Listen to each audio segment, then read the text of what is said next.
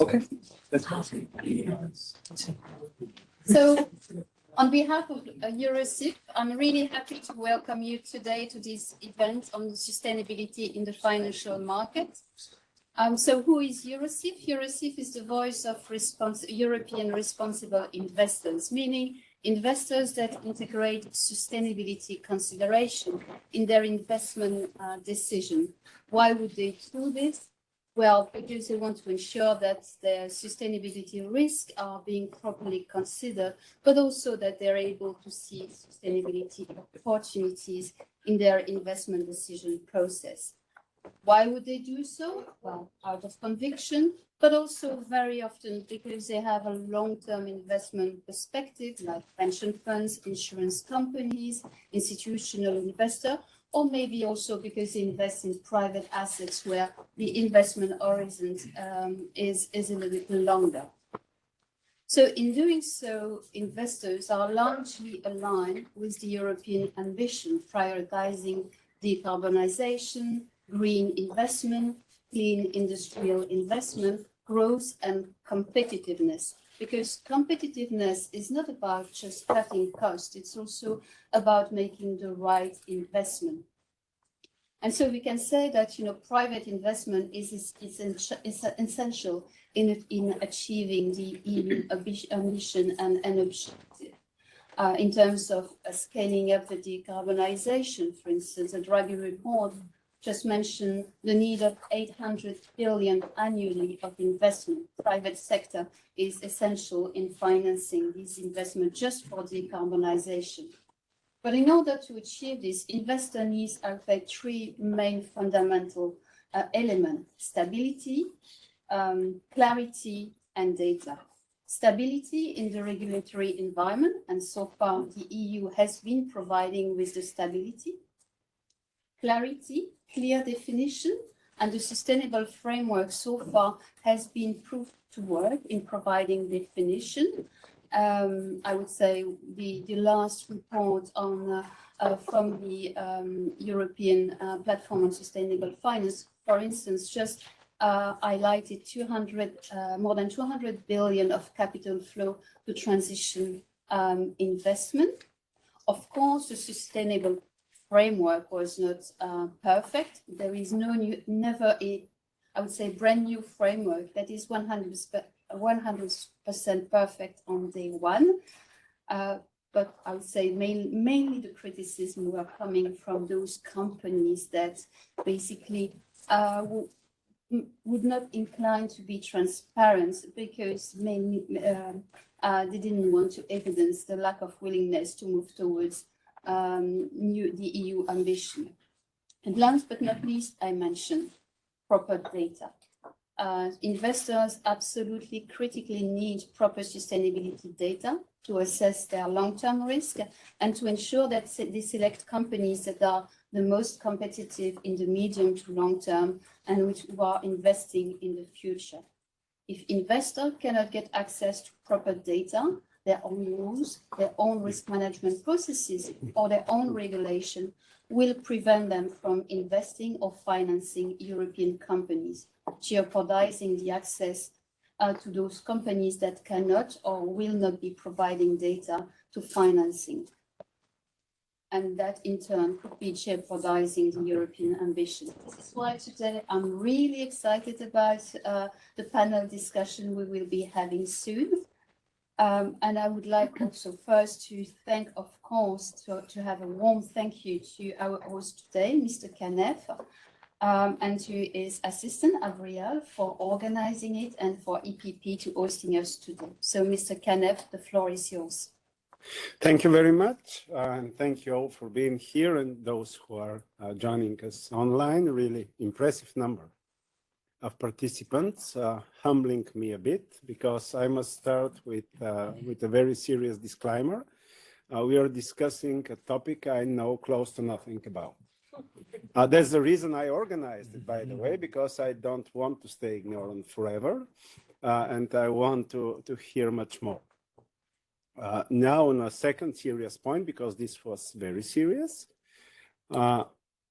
it's of course all about the clean industrial deal and the future of our industry. And from the Green Deal times on, and now yet again, I'm always very much focused on the deal world in the Green Deal or the Clean Industrial Deal, being a lawyer myself and very much committed to the deal making.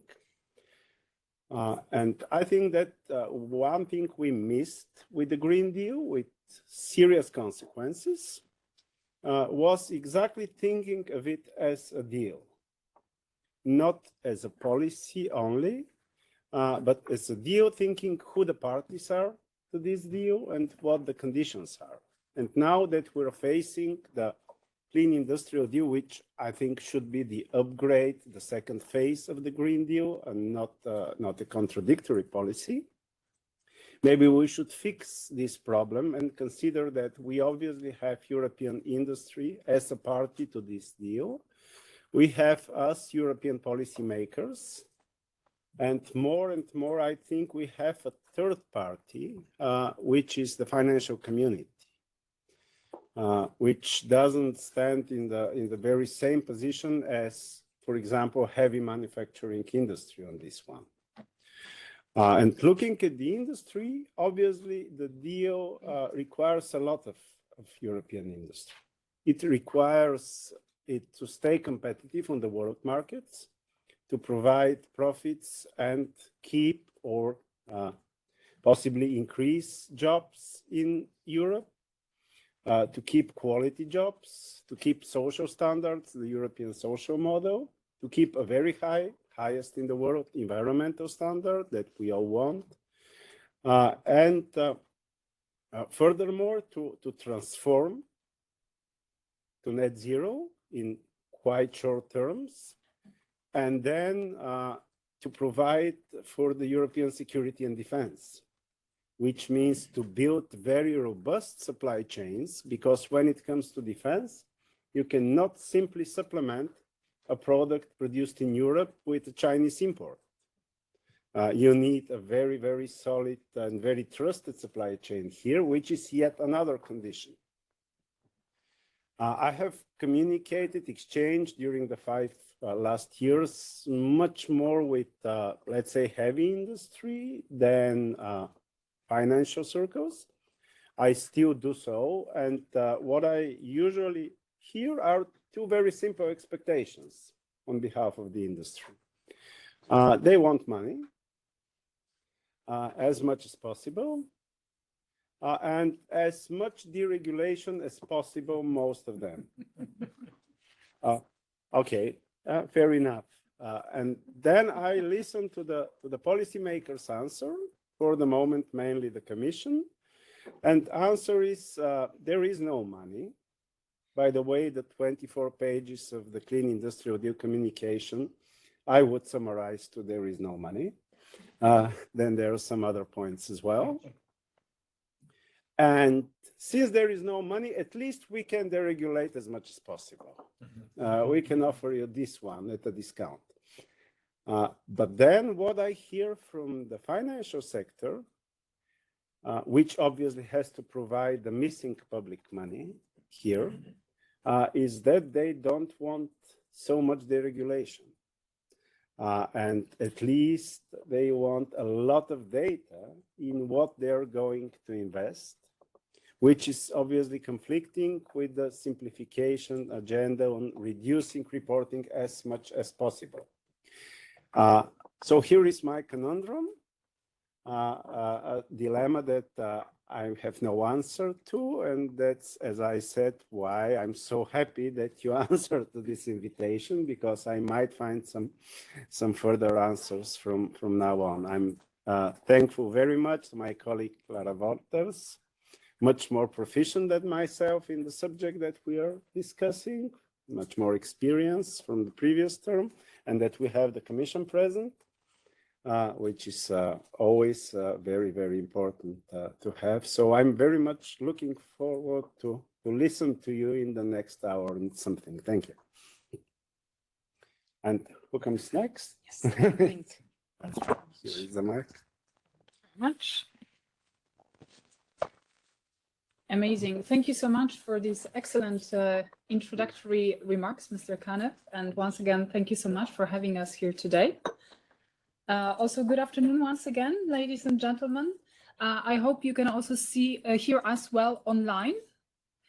And thank you for taking time from your busy schedules to come here and discuss with us on this very important topic. My name is Alexandra Palinska. I'm Executive Director of Eurosif.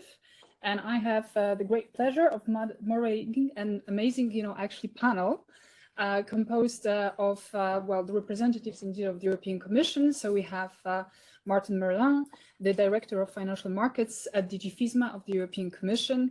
Indeed, as already announced by Mr. Kanev, we have Lara Wolters, who has played a very instrumental role on some of the key EU sustainable finance rules, including Corporate Sustainability Due Diligence Directive. So thank you so much, Lara, for coming.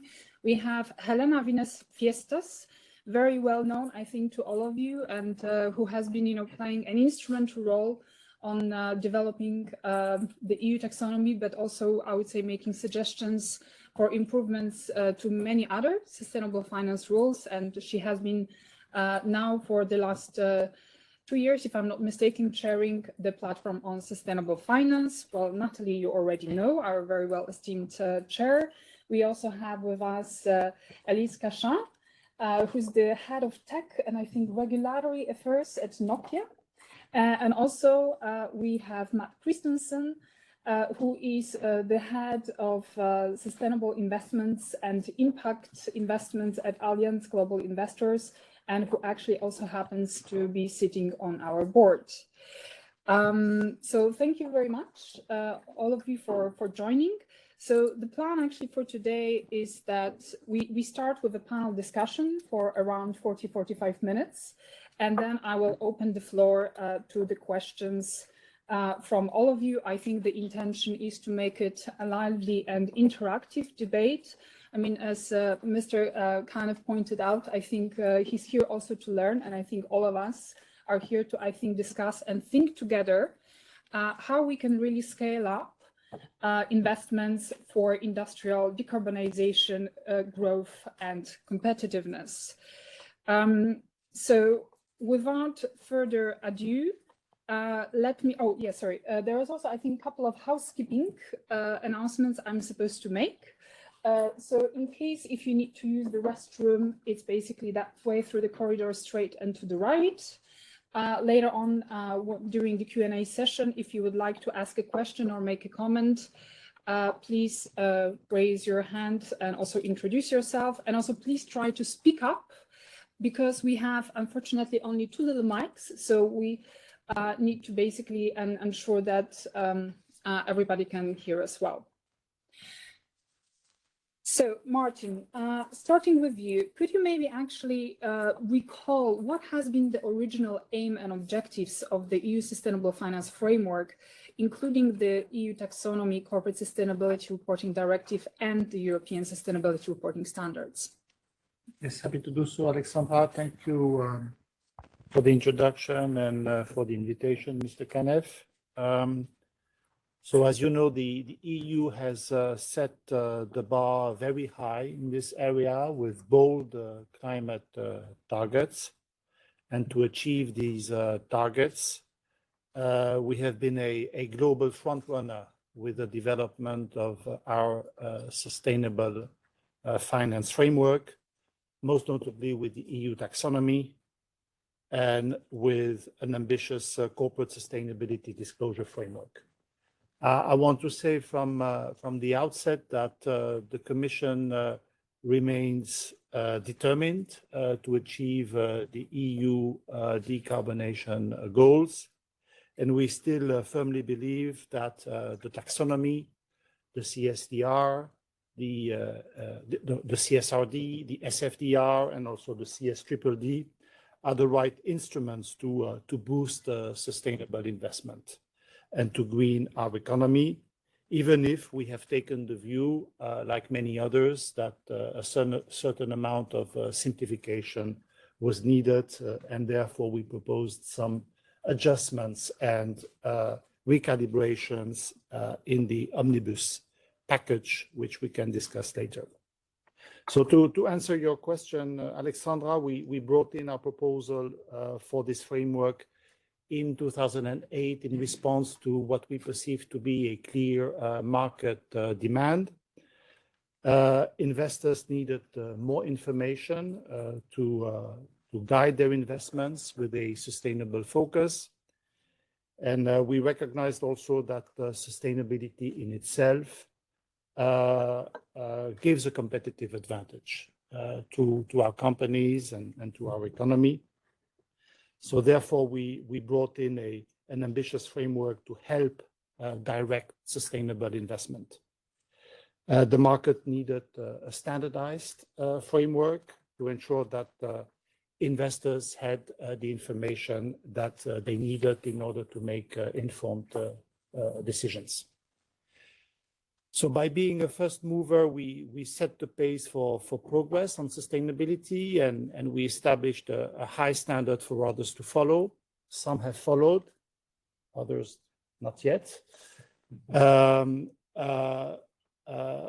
But we also remain very firm on what we think is very important, namely the far-reaching double materiality perspective, which, as you know, measures both the sustainability risks that a company faces, but also the impacts that the company has on people and on the environment. And to be clear, we think that this perspective should be maintained. And you have seen that we have kept it in the omnibus package published on the 26th of February. So we need more investors to channel more financing to companies that help to address the sustainability crisis, rather than towards companies that may exacerbate the crisis.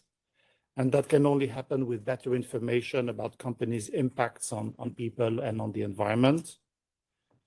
Better sustainability reporting will also reduce the risks of financial instability. I see a number of representatives of the financial sector here. The aggregation of multiple investments made without due regard to risks arising from issues such as climate change or biodiversity collapse can have systemic consequences. Therefore, we think it is key that companies are transparent about their sustainability-related financial risks. And the new rules, we think, should in the medium and long term benefit companies themselves. Mandatory common standards should substantially reduce the burden that comes from having to apply multiple inconsistent and overlapping sometimes standards. And we think that ultimately standardization is a means to simplify the rule book that needs to be applied by companies. We also think that the discipline of sustainability reporting should help companies to better manage their own sustainability performance and risks. It should provide analysis and data that boards and managers can use internally to decide on investments and to shape the company strategy.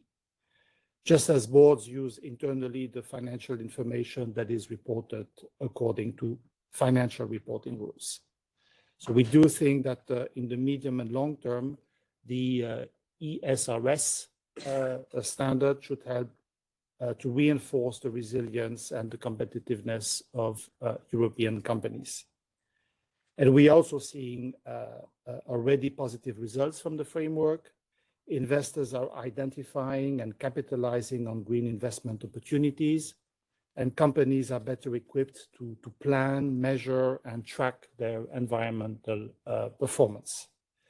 So as a result, we see green investments growing, and we are confident that this trend will continue. Now, of course, as you know, many companies, many member states, many stakeholders have told us that some of the sustainability reporting requirements are too burdensome, and particularly smaller companies in the scope of the CSRD are struggling with applying the rules and with the costs that may be implied, and also the resources that are needed. And therefore there was a risk that these rules could hamper competitiveness and also make Europe less attractive for investment. This is why we have tabled the omnibus package recently, and we do hope that it strikes a reasonable balance between the need to continue and press ahead with our sustainability finance framework, whilst at the same time making sure that it doesn't hamper competitiveness. I'll stop here. Thank you. Thank you so much, Martin, for these very useful insights and reminding all of us actually also, the background to all of that. And maybe now I'm moving on to you, Lara. So what do you think? Does Omnibus strike the right balance? And could you maybe also explain how CSRD, ESRSs and CSDDD that have been adopted fit in the context of scaling up investments for industrial decarbonization and growth? Happy to have a try. Thank you for having me, first of all. The short answer to that question, does it strike the right balance? As far as I'm concerned, is no. I think I'm not the only one in this room, but I am very happy that we can sit in this room and discuss that. And what I've been doing lately is attending discussions of a smaller format. And I find that it helps me in my energy levels at this difficult time in Parliament, because I have the feeling that a lot has changed here over the elections, and that if members of Parliament keep shouting things to each other across in the plenary room, that we will never get anywhere. And it's not always easy to not do that, because I think that members of Parliament represent groups of people that need to be heard and that need to be represented there. So I think that there's no way of not standing in plenary and saying things that can sometimes sound like sound bites, much to the frustration, of course, of those, experts and those within a certain sector who think that, what are we really talking about? But I think that the difficulty at the moment is that not enough of these discussions are being held with experts, with people truly wanting to bridge differences and think about things objectively, so to speak. There's always a political context, and I think that the European Commission has certainly fallen in a bit of a trap here as well. And I have started feeling a little bit sorry for Commission representatives needing to defend the Omnibus package, because my sense is that the Omnibus package has been very much created in a sort of top-down fashion by a very small group of people, and I think we all know who that group of people are, but with limited input from the outside world, and under a time pressure that was self-imposed, and I think, frankly, almost dangerous. I understand that politics is a place of PR sometimes, but taking decisions such as these, a radical change, of course, and then justifying that things, for whatever reason, would need to happen in the first 100 days, I think that's senseless. And if we want to get things right, and if we want to do things right, then there is no reason for that rush. There's certainly no reason for within the first 100 days. And I'm very happy for people to take their media moment and stand on stages and do things with, what was it, the electricity grid with beautiful lights that I think we've all seen memes of. But we do need to stay sensible here. And I think there's a political discussion, but there's also a policy discussion that at the moment that needs to be deepened. And for me, Omnibus doesn't get it right, because there's obvious things that I think could be done that aren't being done, and then there's things that will actually set us back that are being done. And to just take one step back before we do that, because my colleague said that he came from more of a focus on heavy industry, and that heavy industry, I think, was concerned they wanted money and deregulation, and now, because the Commission can't maybe offer one, it is trying to offer the other. I think what industry wants very much as well always is stability, is predictability and stability. And there, I don't think there is such a difference between the different sectors. And what I see happening is that the Draghi report that I think from left to right, everyone is interested in, is embracing, from what I see, is being misinterpreted somewhat, because I think that the messages that Mr. Draghi gives are messages that are somewhat more important than deregulation. And I think there are things like the national differences that come about when, in spite of a European law, national legislation is being transposed, or European legislation is being transposed. I think that's unhelpful. I think there's energy prices that are mentioned. There's finding skilled people next to the right industries, making sure that we've got that pool and that people don't leave. And then, of course, there's other things as the very, very important 800 billion a year question of financing. But my sense is that because all those things are complicated and all those things are political questions that require time and long sessions between leaders in council, that we're not so much focused on those, but that we are doing, or that the European Commission is doing what is within its power. And so perhaps our sense or our analysis of that is a little bit the same. I think that if you see the past 5 years and the legislation that was made around the Green Deal, perhaps you could say that too much was being done in too short a time, or that here and there's overlap and some things have been overdone. But if you zoom out, then perhaps you could say that that would not be such a problem now if at national level there had been the leadership required for these to just be flanking measures. And I think that the European Commission very laudably sometimes has stepped into a leadership vacuum trying to do what's right when it comes to the Green Deal, sustainability and our future. But if it isn't then backed up by member states that are providing the money, the infrastructure, the conditions of a true single market that are needed, then it's the Commission that gets put under pressure to change course. And I think that an ideal Commission would say no to that and not change course so radically. But then again, an ideal Commission, of course, would be able to instill on national leaders more of a sense of leadership. Maybe that's a very long-winded way of saying I think a lot of people understand what's going on now, but that doesn't have to make it right. And for me, Omnibus doesn't get it right. I think for CSRD, yes, there's issue around an over-interpretation perhaps of materiality, or a sense that we need to have belts and braces to make sure that nothing gets underreported.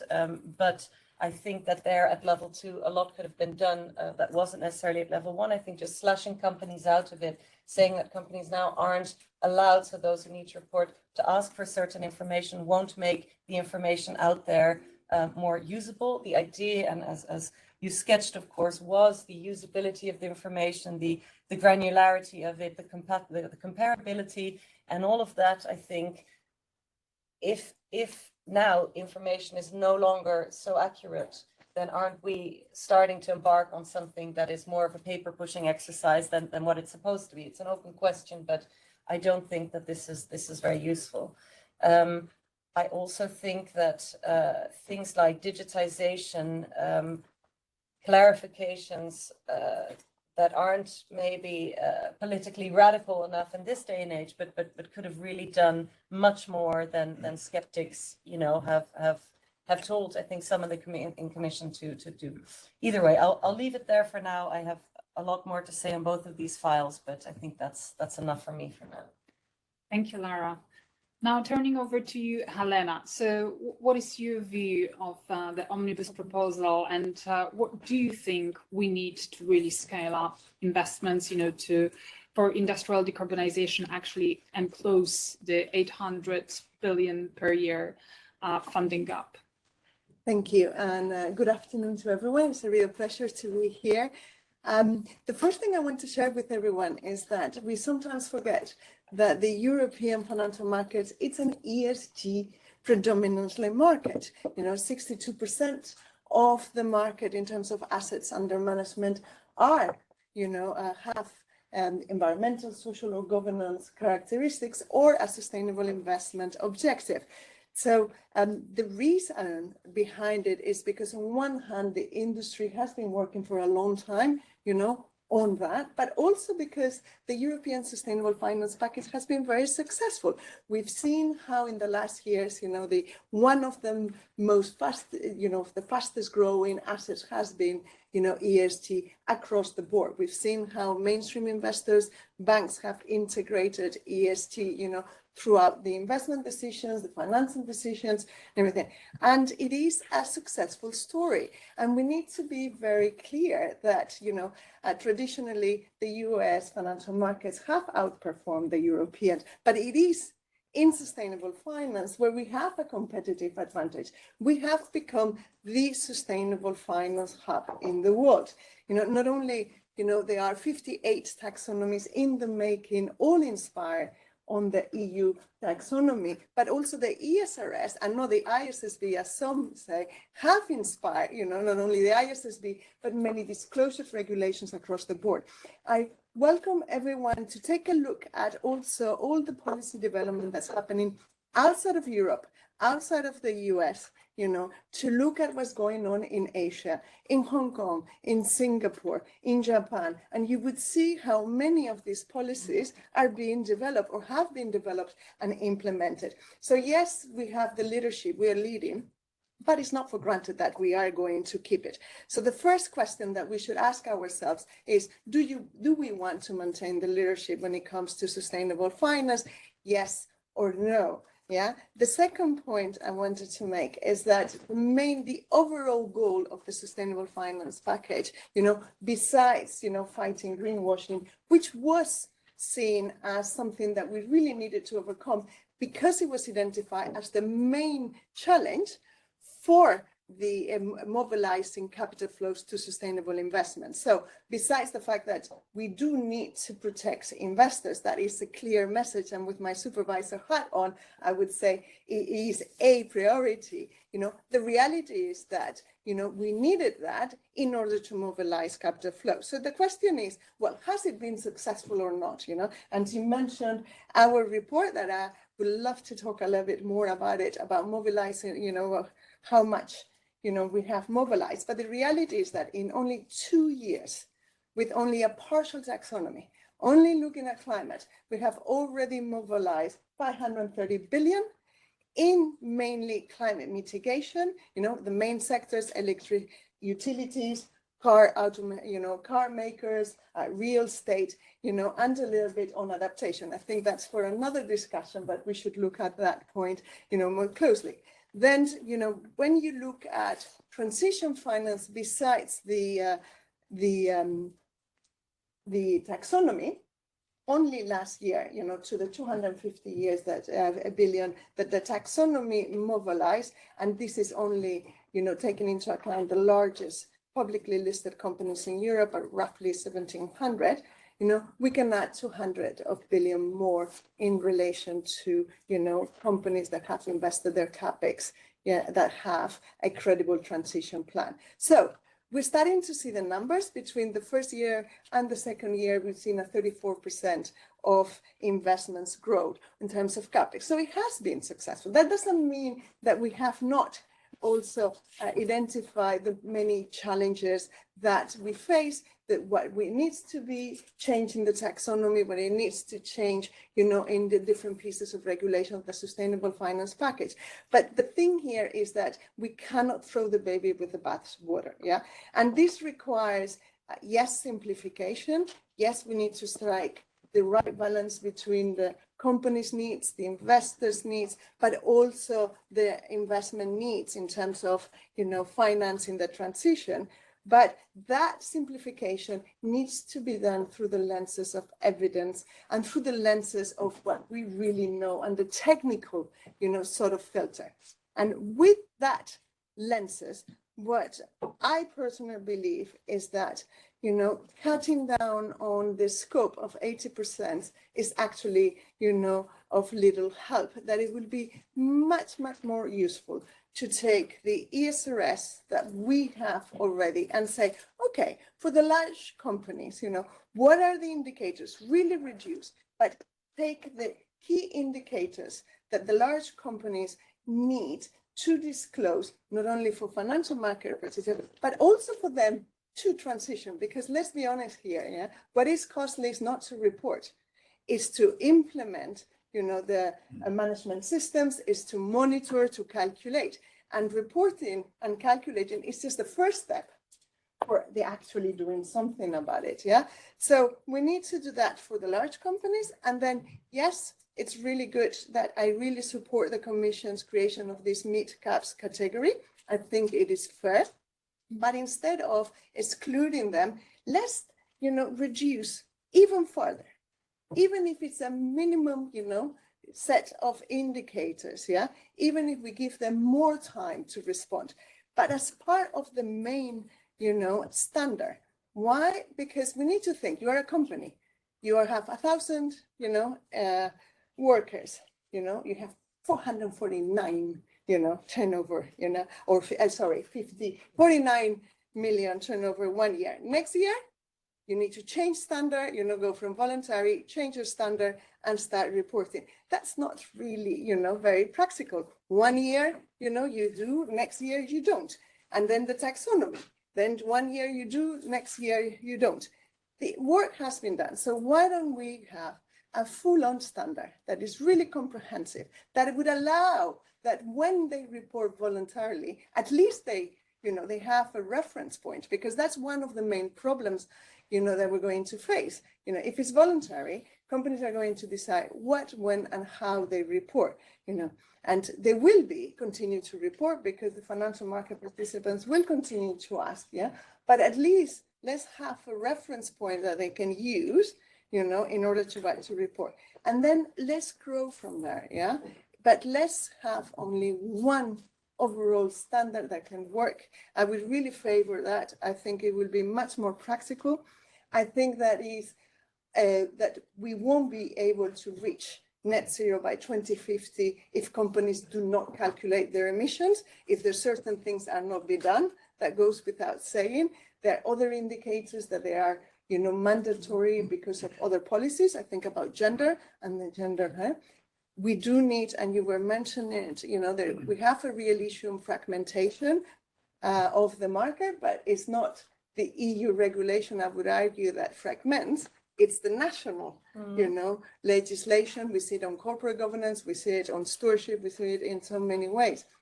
So why don't we start really standardizing, have that reference point, and then we work, from them. Thank you, Helena. Now, turning over to Mont, I'm passing the mic.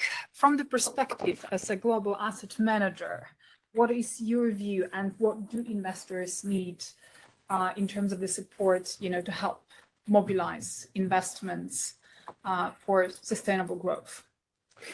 Thank you, Alexandra. Thank you for the invitation to be here today. I already appreciate the different views that are being shared. I'm going to try to respond to some of what I've already heard. Let me start by saying simplification sounds great as an investor. We're happy to have that message. I appreciate what Helena has said, though, which is if we go too far, and also Madam Wolters, then are we just creating more chaos? And that's something that between the national and the EU side has been very difficult from an investor view. So I take umbrage in those comments of, is there a way to have a bit more consistency when we start to think about regulation, whether it be what we've just gone through or where we're going today? So in terms of the pragmatism, we definitely want the pragmatism. We have found that in general, we're getting used to the rules. It's been painful, but I would really like to be careful about how far we move away from it back to the Wild West. I started coming to the Commission 20 years ago talking about the need for data consistency. I feel like we're still saying that even today. We need to make sure we have that consistency in spite of where we might go with trying to find a way to simplify the regulation. So in terms of some of the thoughts, I want to come back to what Helena just said around the scope. We're comfortable with the scope being shifted. I think that's an interesting idea that you've said. I'd be happy to see it more at the 500 employee mark rather than the 250 employee mark. Maybe there's some scope to look at that if we're still looking for simplicity about messaging, about employee as one basis for it. But more important than the scope is just the breadth. It's just too much. Too much information was asked. Maybe it's this level 1, level 2. Maybe it was the idea of auditors saying you have to do everything. Otherwise, we're afraid of lawsuits. But there's been too much information that has been required. And I think that's the area that we really want to come back to and think through. How can it become a bit more comfort about the materiality of the information and thinking through something that is a bit more maybe led by the larger companies on a restricted area of criteria, but that specific criteria could continue to be standardized, available, historically relevant for us, and something that we can continue to use to inform our investment decisions, which we all agree this has helped us go somewhere that we were not before. This is the positive out of what's come out of all these different regulatory instruments. So data's been said, and we are concerned right now that if we move too far into the direction of Mr. Merlin, where you said that currently we're thinking about the trade-offs, we're worried about the data side. We're worried about that data moving back into voluntary world, that we saw what that world was like, and we saw how much engagement activity we had to do as firms. You know, the questions and discussions we had to ask was greater around basic levels of data. And I'm concerned that if we go too far into that direction, we've lost the competitive edge that we are developing as a region, and that we're giving too much confusion to the market and really difficulty for ourselves about how do we actually look at the companies and know how to make sense of the information in the same sector of different companies with the information that's coming to us. The other thing I'd like to say, the 800 billion number keeps coming up. So we are really big fans of trying to think through the other side of this story. One is the reporting, the data consistency. The other one is the financing. And I appreciate also the idea that I travel a lot for my work, and I see taxonomy is being used as a reference. You're right about this. It is looked at. I was in Hong Kong, they asked about what's happening. Singapore, they have the Singapore taxonomy. So there's a role for the EU to keep that leadership while trying to strengthen and tighten a little bit of the pragmatism side of it. On the financing itself and the transition, we would love to see ways that we can have consistency on instruments. And so one of the areas that we're very involved in with Allianz Global Investors is on blended finance. We still don't have a way to do that consistently for the EU. But when you look at 4 trillion of market value that's been wiped out in 4 weeks in the United States, that money's a lot of it kind of coming to Europe right now. They're thinking Europe is undervalued. We should be running with that and taking that tailwind and going forward and thinking through consistency on the financing of the transition to move past the discussion we have to do, data, all the pieces about clarity of consistency and standardization, but on frameworks that would allow us to do blended instruments that are actually benefiting Europe, infrastructure, private market instruments. We would love to see that as part of the idea of that 800 billion, how to make that clear so that we know it's going to be there for a while and not something that can be turned over in 1 year or 2 years, because we make allocation decisions on 5 and 10-year horizons when we're looking at large scale deployment of capital. And this is an area that we've put now roughly 4 to 5 billion in blended finance instruments. We have over 550 billion as an asset manager, and roughly 65% of our EU retail funds are sustainable, Article 8, Article 9. So it's a commitment we have for the long term. We just want to make sure that we do not go backwards while we're seeking pragmatism into more confusion. Because that world, I remember it, I've been in this field over 20 years, that was a harder world. Thank you. Thank you so much, Matt. Now, turning over to you, Elise, from Nokia's perspective, what do real companies need to support their transition to a low carbon economy and track capital? And what can do you policymakers to help? So first of all, thank you for having me today. And maybe taking a step back from the financing itself, for a company like Nokia, what is really important to understand as a starter is that competitiveness and sustainability go hand in hand. Right now, the story we hear is a bit of more of an opposition, but at the end of the day, as a company, we get assessed by our clients and customers whether we are sustainable, and if we are not, we just don't get the contract. And that, I think, should be the basis of that conversation. And because we need to deliver on that, the most important for us is to have an ecosystem that is supportive of the low carbon transition. And obviously, new policymakers have a key role to play here. So I would say more concretely, we would need 4 things. First of all, setting ambitious targets for climate targets for 2040, just because as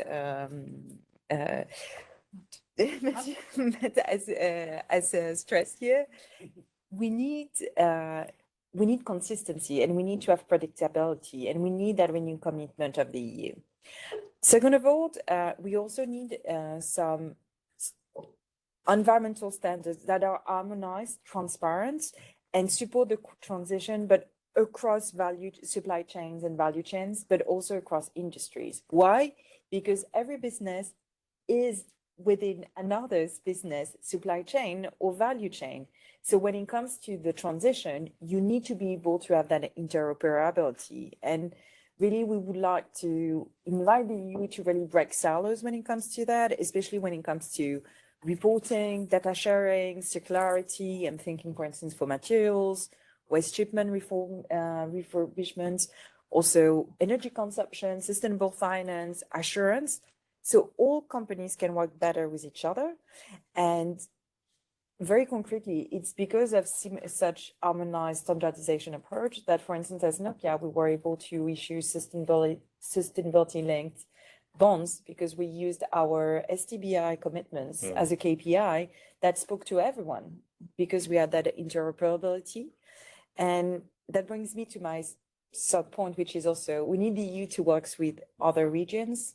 Just again, if we want European companies to scale up and be competitive at global scale, we need to make sure that whatever the EU does is actually as speak to the rest of the world. So as you said, we keep that competitive edge in sustainable finance. And last but not least, a really important thing for us is about climate transition plans and making sure other businesses, every business is encouraged and have an obligation to adopt and implement those. Why? Just because it creates an ecosystem and it becomes a domino effect where we are able to help each other a bit more easier on it. That being said, we also think it's really important to harmonize obligation around climate plans, transition plans, and really have a set of a unique set of requirements under common European templates, and make sure that that template also protects sensitive business information, where we feel, for instance, project pipelines, which can indeed here be competitiveness issue.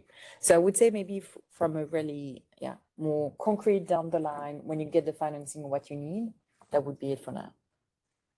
Great, thank you so much. And would you like also maybe just to very quickly react to the omnibus proposals? Yes, so here obviously as a company, we welcome the simplification in the sense that it's indeed a lot to comply with.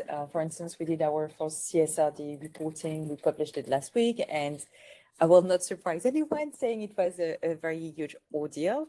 That being said, we do think that simplification should not come at the cost of the Green Deal objectives. So for us, it's really about making sure we are really targeted in the changes we make.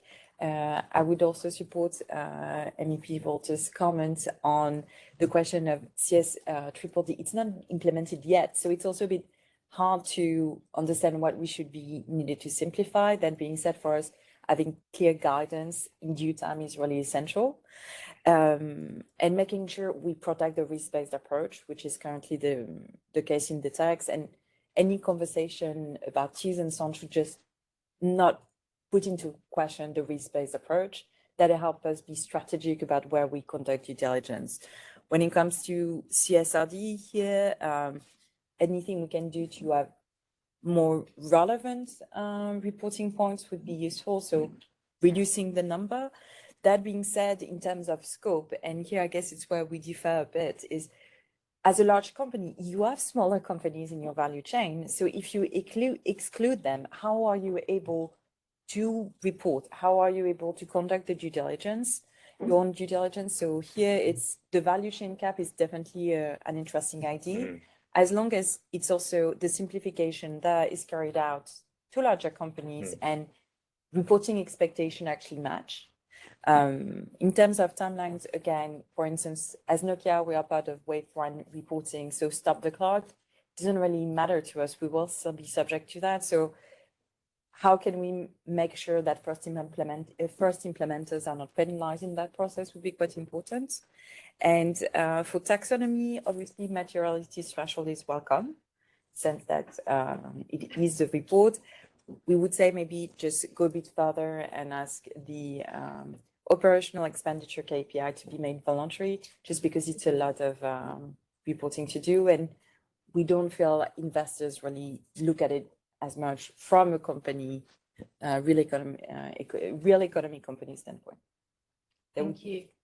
Now, as long as we're already, kind of also on the subject of transition plans and climate targets, which indeed is the essential one, Lara, would you like to maybe comment a bit on what has happened in terms of the omnibus proposals to the corporate sustainability due diligence directive? I mean, what do you also think about the fact that, well, what is welcome is that the provision to set transition plans and climate targets has been retained.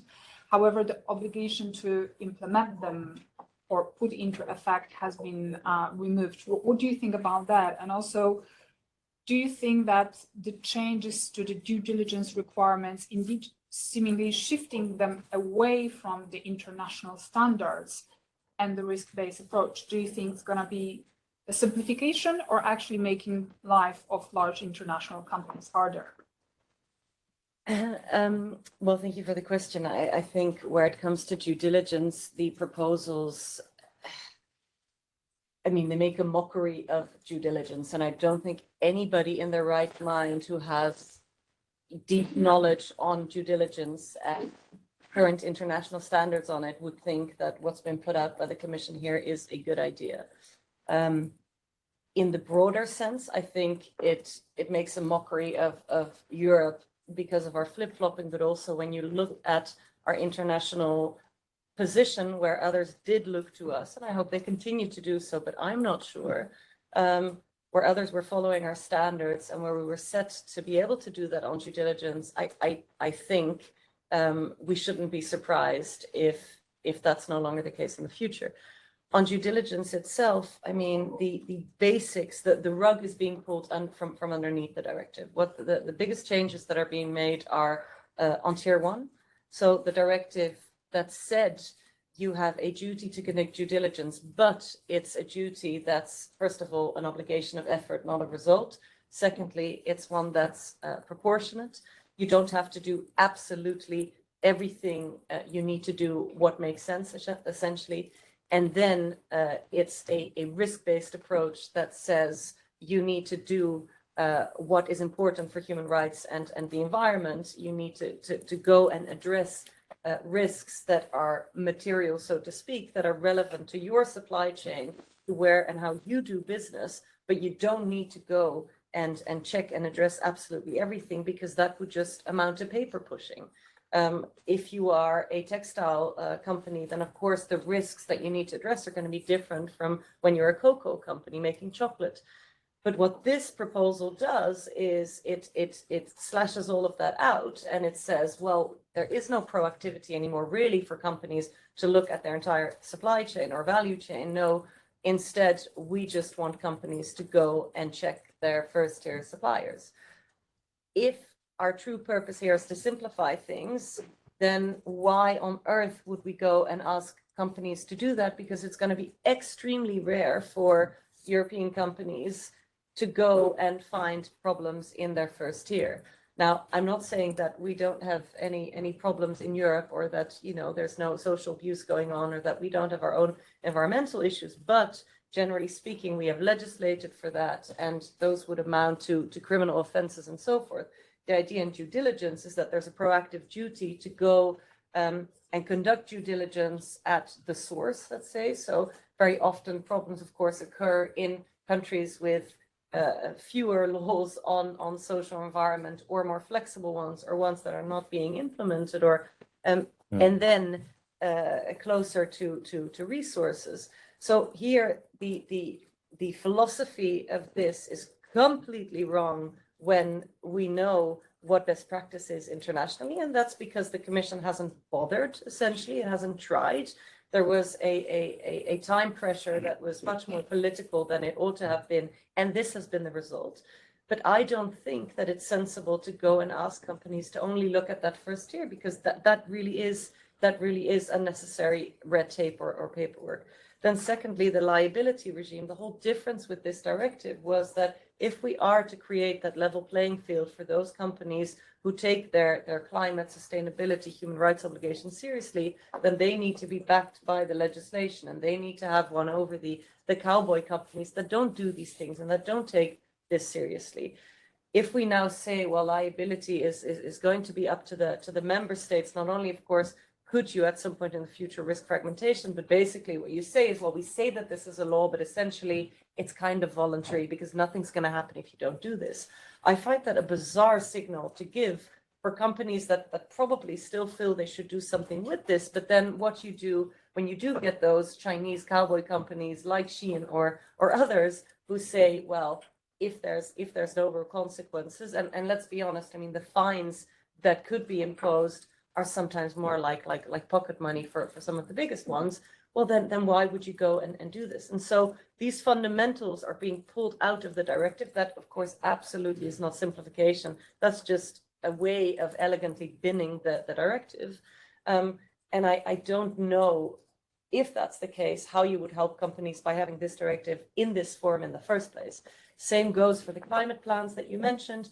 If we do say in this directive that companies ought to have a climate plan that's in line with CSRD, then why do we ask them to do the paperwork of having that climate plan if we say that at the same time we're not asking you to implement it, we're not asking you to put it into effect? And all the companies present here, of course, will have followed the policy discussions. It's not like it's gone under the radar that the words putting into effect are now gone. So what signal does that give to companies?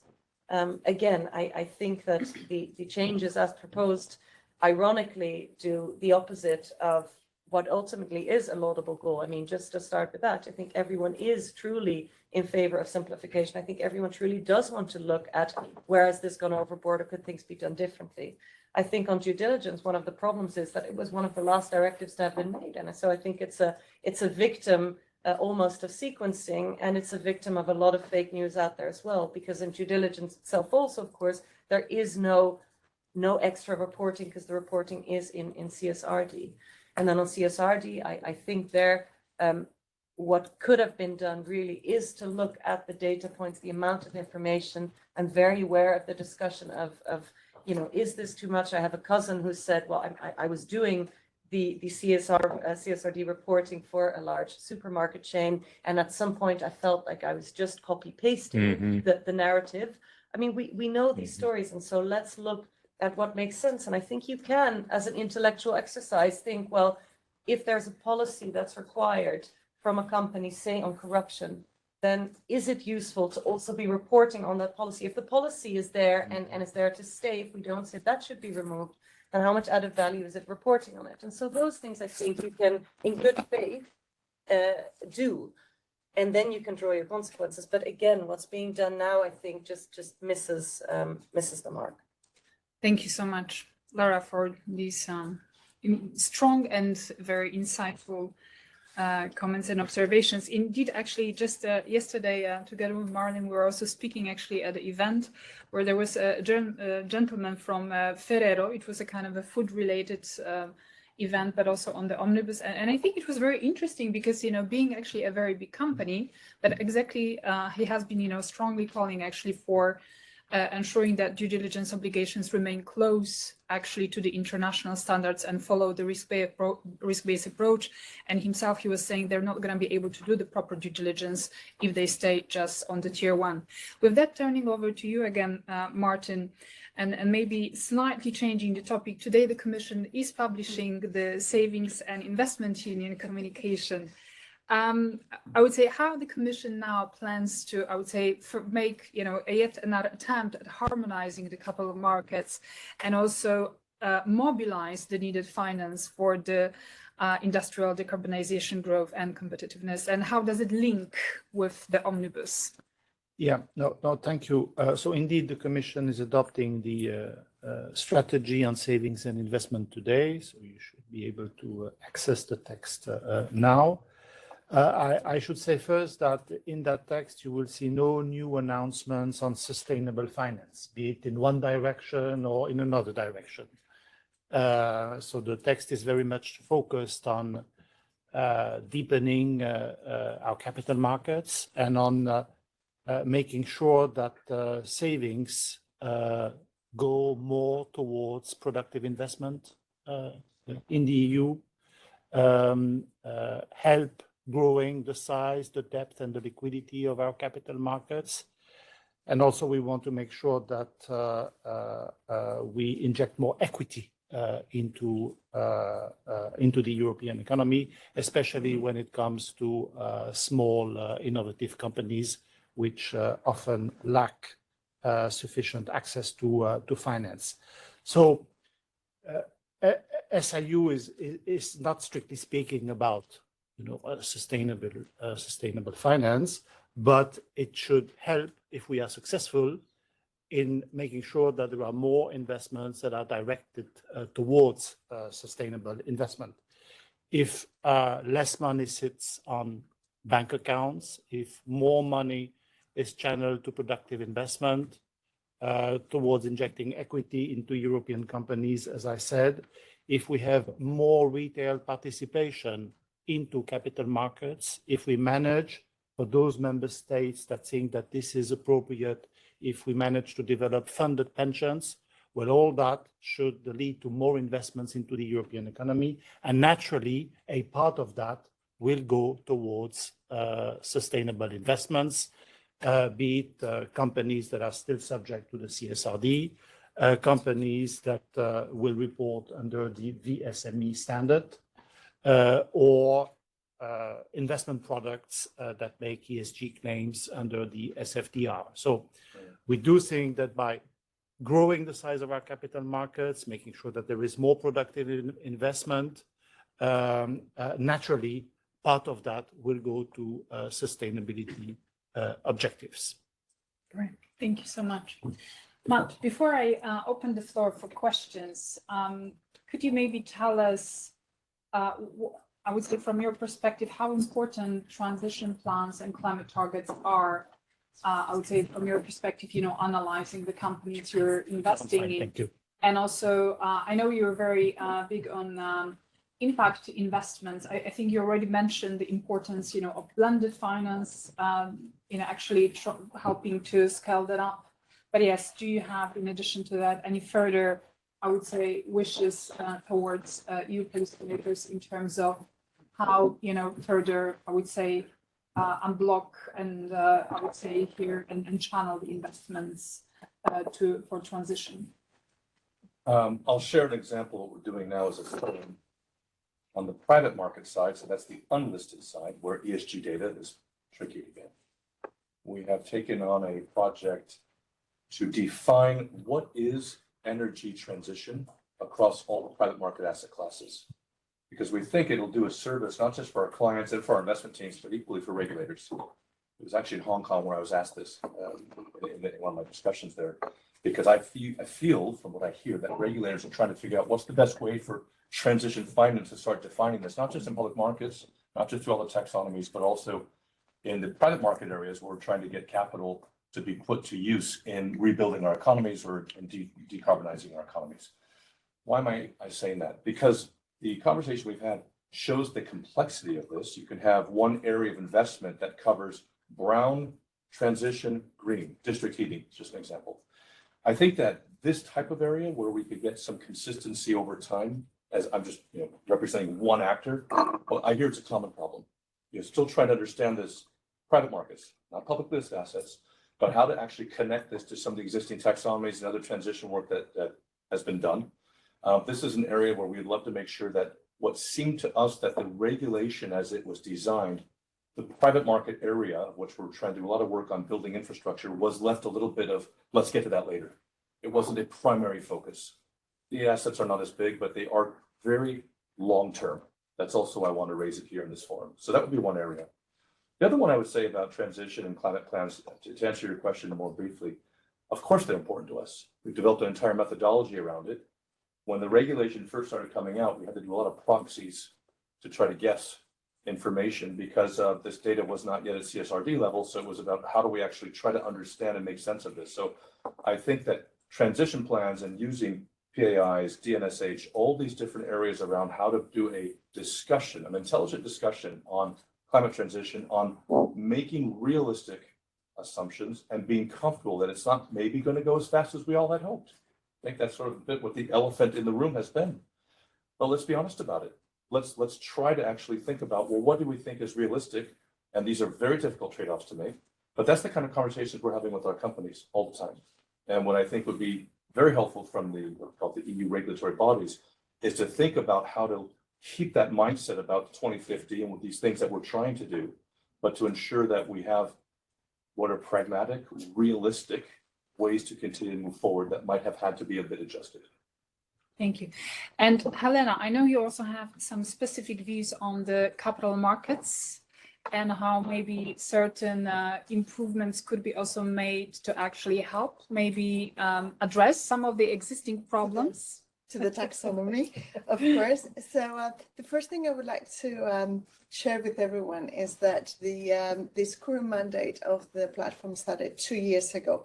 And when the Commission gave us the mandate, already 2 years ago said to us that one of the priorities of the platform would be to provide recommendations to the Commission on how to simplify the taxonomy and the package. So what we did for that, we decided to do two types of assessments, right? On one hand, we said, okay, let's look at what's happening on the ground and look at, through the lenses of the different stakeholders. So what we did is specific surveys through 7 different types of stakeholders, of course, corporates and investors, but we also look at public sector, SMEs, etc., right?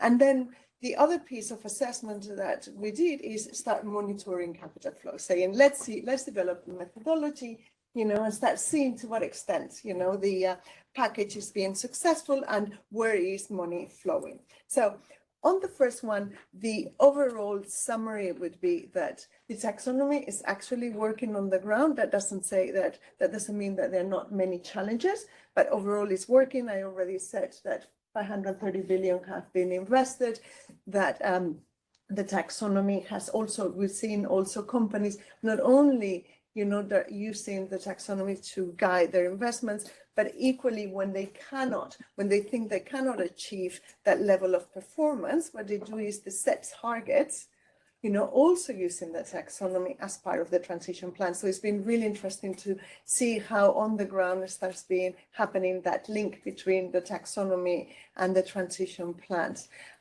We've also seen, very interesting, that some reports coming more and more from the sell side that starts seeing a correlation between the financial performance and taxonomy alignment performance. So that is starting to, to materialize, which obviously goes to the critical point, which is the taxonomy is a tool to help companies access the finance they need and hopefully cheaper capital. I would also say that one thing that has been really successful has been the climate transition benchmarks. There are already almost 200 billion invested on that. And obviously the green bonds market, continues to really boost, and Europe is leading on that. On the challenges, what we've seen is obviously the do no significant harm is clear that needs to be reviewed. I would say the main problem of do no significant harm has been for financial institutions, clearly, and credit institutions. That has to be changed, and we put forward really specific recommendations on that. But also for companies, what we need to understand is that it's very different from I am building something. So again, the CapEx story, right? I'm building a new plant. I'm doing a new investment, I as a company. So I use the taxonomy as my guide from the outset to how it needs to be applied from the outset. Sorry. Yeah, that's easy. The problem is when I need to look backwards. Yeah. So what we need is to review the criteria and the Article 8 delegated act with the view of putting that difference on the different users and users. Yeah. And then, of course, there are some questions around interpretation, and simplification, but all that has to go through the delegated acts. Yeah. So we are very pleased to see how the Commission has decided that the reform or simplification of the taxonomy is going to go through level 2. We are also very pleased to see that the majority of our recommendations have been put in place. We asked for a materiality threshold. You mentioned the OPEX. It's very interesting because on the OPEX, what we said is de facto, make it voluntary. But instead of saying OPEX is voluntary, reduce the concept of OPEX to R&D. Why? Because R&D is the only activity that is not captured by CapEx, it's captured by OpEx. And if something we really need to invest in for the transition is on R&D, we are working towards expanding the definitions and the types of research, not only applied research, but also to include basic research. So if a company wants to issue a green bond and it has the link with the taxonomy, it can ensure that it can even access, it can issue an EU green bond standard by adding those operational expenditures. But because it has the materiality threshold, we offer it to be 10%, the Commission has put 25%. In any case, how many companies you know that invest more than 10% on R&D, right? So it is voluntary de facto, and if it is 25%, even more, yeah? But the point is, and I go back to the same thing, we need to look farther than reporting. We need to look at the objective. What is the mean and why is it for, right? So OpEx for me is R&D, and in some cases for adaptation, but it's voluntary for the company to do it if they want to, yeah? In terms of the, actually the monitoring of capital flows, I don't want to bore you, I'm conscious of time, but because we didn't have, I wanted to bring you this because this is from our report, yeah? This is 2023, yeah? You cannot see it, but I will pass it around if you're interested, yeah? So thanks to the taxonomy, thanks to transition plans and the information, now we can see, this is for the companies that report, we can really know how much money is going into very specific economic activities, you know, per year, and through which financial instruments, how it's being financed, you know.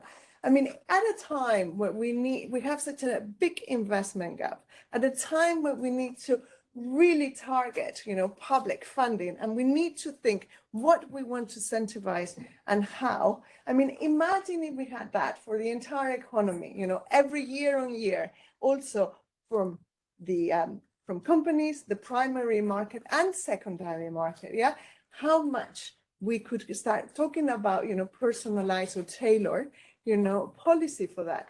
So my big, you know, concern, I said it before, but my big concern is around the scope, yeah? I agree. Let's not change the scope. Let's just really reduce the number of indicators, yeah? Some for the large companies and others for the small companies. What I'm worried about also is about the consistency that the Omnibus has created between the scope of CSRD and the scope of the taxonomy. I don't see any reason why the scope of the taxonomy should be any different from the scope of the CSRD. It's an inconsistency that, you know, it's unnecessary. And also, with all the recommendations that they are there for simplifying the taxonomy, imagine how much more money we can really mobilize, yeah? Imagine how, because we did recognize the financial market participants are struggling to use the taxonomy. They're using it more for engagement and for, you know, and to have those dialogues and actually to construct their portfolios, yeah? But, and the question is back to Matt, imagine that you don't have to worry about do no significant harm. You can use the estimates and you had the taxonomy for 50,000 companies. Would then you use it? It's gotten better if I hear it that way. Exactly. There you go. Right. So this is what we need to do. We need to really be pragmatic and we need to really foster what it is working, you know, it's taken so long to work on. Yeah. And on top of it, you know, is giving us the leadership within the world. Thank you. Thank you, Helena. I think this is a great way to conclude our panel and now finally open for the questions. I think indeed, as the known proverb says, we can't manage what we don't measure, right? So at the end of the day, and I think something that is often, you know, forgotten in nowadays debates is that reporting is not for the sake of reporting, is to ensure that actually investors, both private and public, have the reliable and comparable data to make informed investment decisions, because otherwise we might not be necessarily knowing what we're investing in. So with that, any questions or comments from the room? Yes? But if you could just speak up and also introduce yourself. Yeah. Yes. Very nice to meet you all. My name is Daniele Ciatti from E3G. E3G is an independent climate change think tank, and we have been working on transition finance for the past few years. You might know us because our UK colleagues contributed to the Transition Plan Task Force. And my question was mostly on the simplification agenda. I am willing to go a bit more deep and understand very well and precisely how we can achieve simplification without touching the objectives of the Green Deal. And it seems that in this room, there's a lot of understanding and a lot of cohesion into reaching the climate targets. My question will go more specifically on the sectorial standards. In the omnibus proposals, the Commission has essentially proposed to drop the adoption of standards from the sector SRS that has been developing. And my question would be, do you foresee the chance that the work that EFRAG has done up until now would still be used in a non-authoritative way by the Commission to give guidance for companies? I wanted to speak about sector SRS mostly because, especially for banks and the insurance providers, I think the information that the sector SRS will go would allow them to essentially report less information, more material for investors, and focus specifically on these data points without having to look intensely to the set one of the SRS. So my question is mostly on if there is any chance to keep the good work that EFRAG has done so far and to use these standards even in a non-authoritative way. I'll just maybe repeat it for our online participants. So a question from E3G on sectorial standards and whether there would be a possibility to actually somehow leverage on the work done by EFRAG already on the sectorial standards and use it in a form of non-authoritative guidance. So I think, Martin, this is for you. Yeah, no, we indeed decided to drop the sectorial standards and keep only the sector agnostic standards because it was considered that this was a simple way of delivering quite a significant degree of simplification. And this was a very strong demand from certain sectors.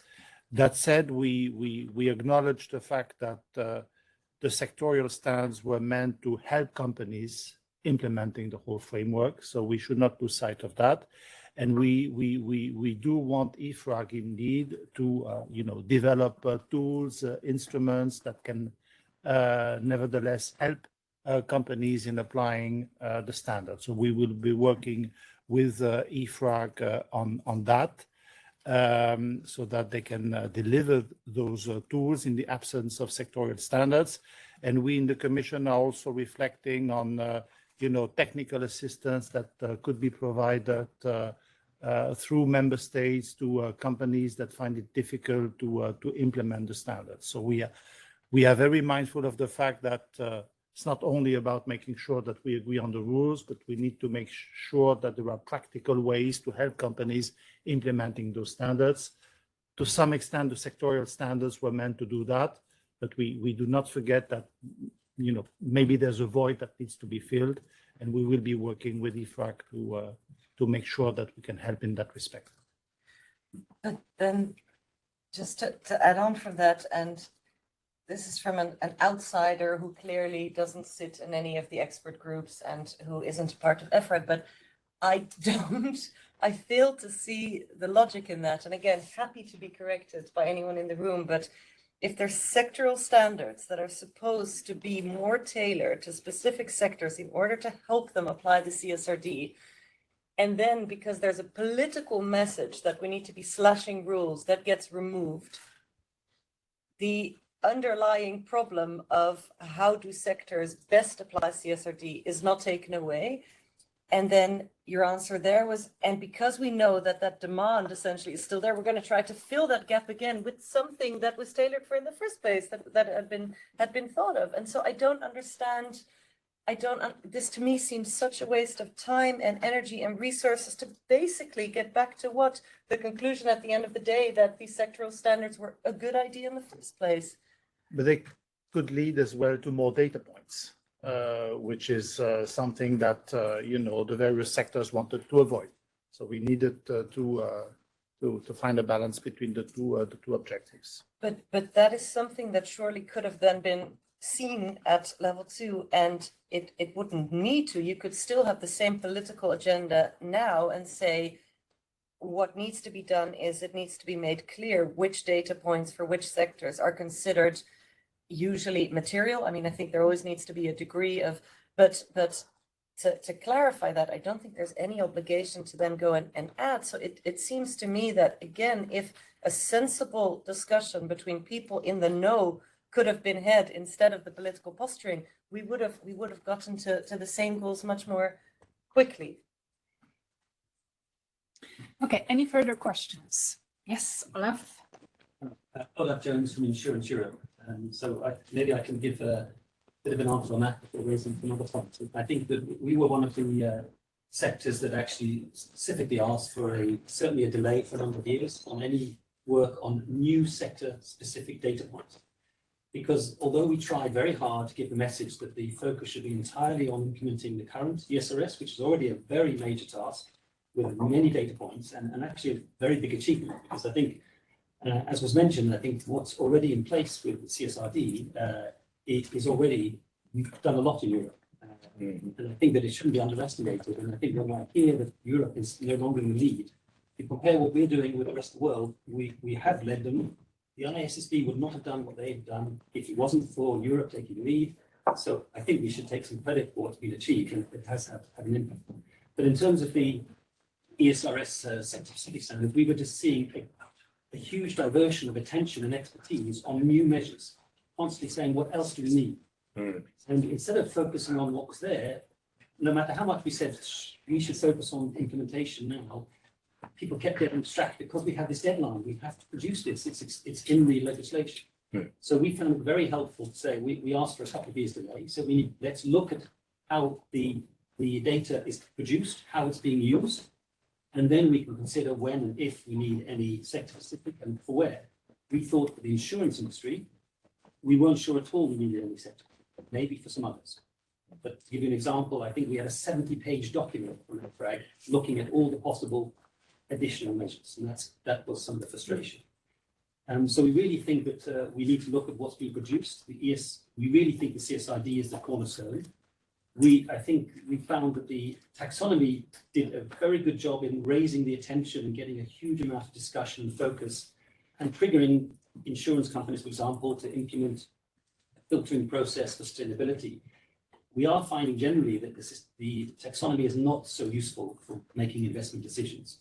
We do think transition plans are really going to be key, and the data in CSRD.